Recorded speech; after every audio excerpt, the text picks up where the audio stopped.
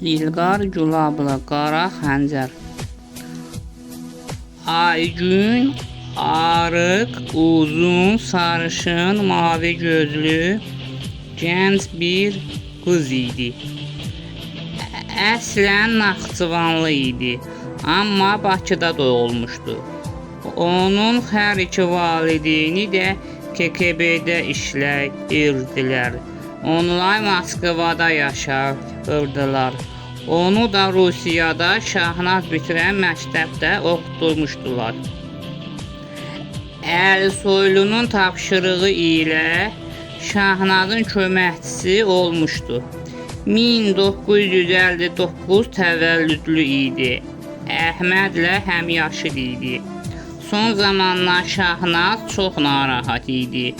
Çünki doğulub böyüdüyü Qarabağ torpaqlarından heç də yaxşı xəbərlər gəlmirdi. Qarabağdan tez-tez erməni və Azərbaycanlılar haqqında etnik qarşıdurma xəbərləri alırdı. Gah ermənilər Azərbaycanlıları öldürür, gah da Azərbaycanlılar erməniləri öldürürdü.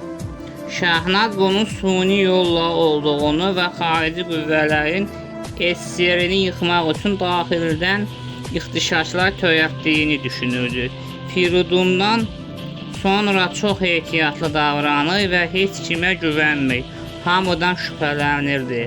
O KGB-də xarici qüvvələrin agentlərinin olduğunu və erməni-müsəlman davalarını qızışdırıb SSR-ni yıxmaq istədiyini düşünürdü. Şahnaz bu işi həll etmək qərarına gəlmişdi. Ancaq buxarının xəbəri olmamalı, gizli araşdırma aparmalı idi. Çünki ola bilər ki, buxarıda oturanların içində xarici agentlər olsun. O ona görə ancaq özünün güvəndiyi adamlar olmalı idi. O ən çox rəfiqəsi Aygünə güvənirdi. Bir gün Aygünlə oturub çay içə-içə söhbət edirdilər. Şahnaz ona öz narahatlığı haqqında danışdı. Aygün, elə qorxuram, bu işin axırı pis olacaq. Qorxma, nə ola bilər ki? Bu boyda Sovet hökuməti var Azərbaycanın arxasında. Biz KGB olaraq yerimizdə sakit dura bilmərik. Elə Sovet hökuməti bizik. Mənim babam Kəramətin, nənəm bəyimin yatdıqları torpaqları əlimizdən almaq istəyirlər.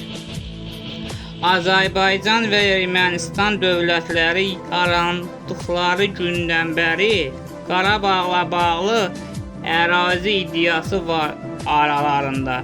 Ermənilər Qarabağın onların olduğunu iddia edirlər. Sovet hökuməti qurulandan bəri məsələni həll etmək üçün, hər iki tərəfi də razılaşdırmaq üçün Qarabağın dağlıq hissəsində Dağlıq Qarabağ Muxtar vilayətini yaratıb. Yəni Azərbaycanın tərkibində olsun, amma ermənilərin də muxtariyyatı olsun. Ermənilər bununla zahirən razı olsalar da tez-tez təxribatlar törədirlər. Dağlıq Qarabağ Muxtar vilayətinin Ermənistana birləşdirilmək haqqında tez-tez Buxarıya ərizələr göndərirlər. Buna görə də Qarabağdakı Azərbaycanlılarla suni münaqişələr yaradırlar. Onlar düzgün kommunist deyirlər. Kommunist donuna girmiş faşist daşnaqlardır. Sovet hökuməti qurulanda daşnaqlar Kommunist partiyasının içində gizlənirlər. İnanıram ki, bu işdə xarici imperialistlərin barmağı da var. Sənin yadına düşməz, uşaq olardın o vaxtlar. 10 il bundan əvvəl Dağlıq Qarabağ Muxtar vilayətinin Martuni rayonunun Kuropatkin kəndində Benin adlı bir erməninin az yaşlı qızı məktəbdən gələndə yoxa çıxır.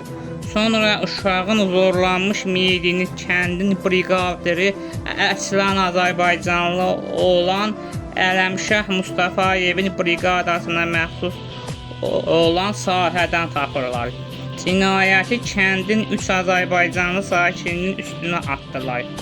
Məktəb direktoru Ərşad Məmmədov, briqadir Ələmşah Mustafayev, kənd sakini Zöhrə Məmmədov.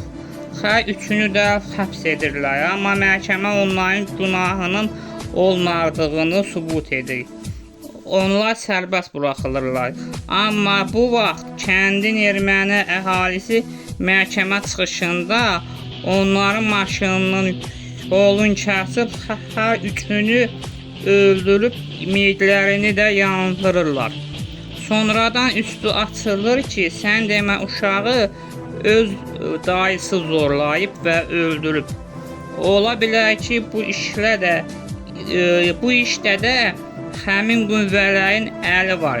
Qəsdən Azərbaycanlılarla ermənilərin arasını vurub etnik qarşıdurma yaratmaq istəyirlər. Erməni və Azərbaycan xalqlarını bir-birlərinə qırdırmaq istəyirlər. Halbuki SSR-də yaşayan bütün xalqlar qardaşdırlar. Şahnaz,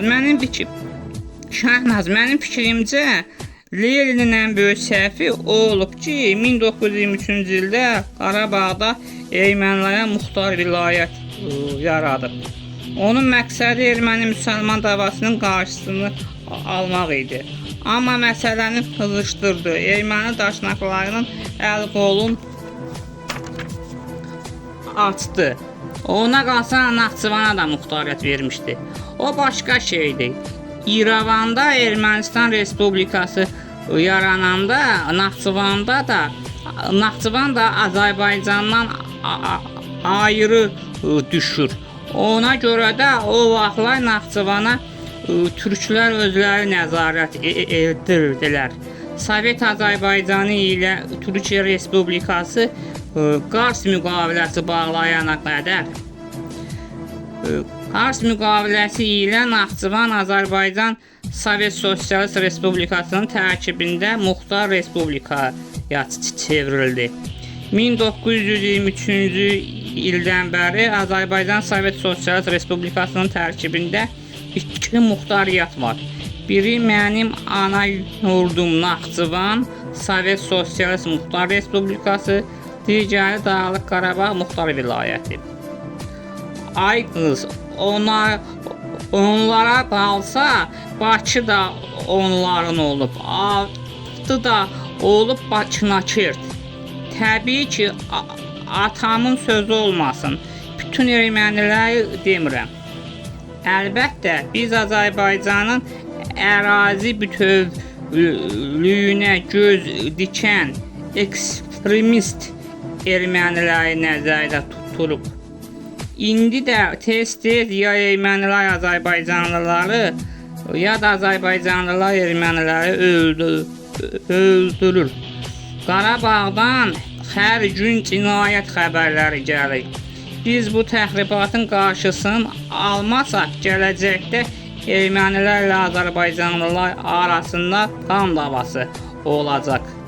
Bəlkə bu işi Əhmədə tapşıraq. Ola bilər. Onlar Əhmədi yanlarına çağırdılar.